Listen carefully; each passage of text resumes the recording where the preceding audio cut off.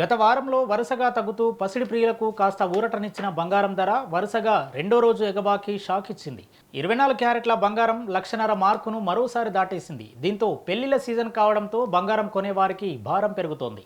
ఇక ఈ రోజు బంగారం ధరల విషయానికి వస్తే ప్రస్తుతం దేశీయంగా 24 క్యారెట్ల 10 గ్రాముల బంగారం ధర 1,53,010 రూపాయలు ధర పలుకుతుండగా 24 క్యారెట్ల ధర 1,40,260 వద్ద కొనసాగుతోంది.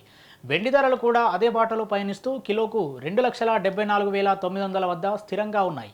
హైదరాబాద్, విజయవాడ, విశాఖపట్నంలో గత 2-3 రోజులుగా ధరలు పెరుగుతూ వస్తున్నాయి.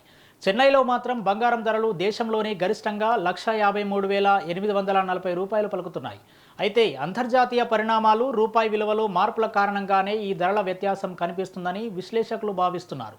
ఇలా ఉంటే అంతర్జాతీయ భౌగోళిక, రాజకీయ అనిశ్చితి దృష్ట్యా ద్రవ్యోల్బణం నుంచి రక్షణ కల్పించే ఉత్తమ సాధనంగా పెట్టుబడిదారులు బంగారాన్ని భావిస్తున్నారు. దీంతో పసిడిని ఒక ముఖ్యమైన పెట్టుబడి మార్గంగా ఎంచుకుంటున్నారు. ఈ మేరకు కొన్ని రోజులుగా బంగారం ధరలు పెరుగుతూ కొనుగోలుదారులకు షాక్ ఇస్తున్నాయి.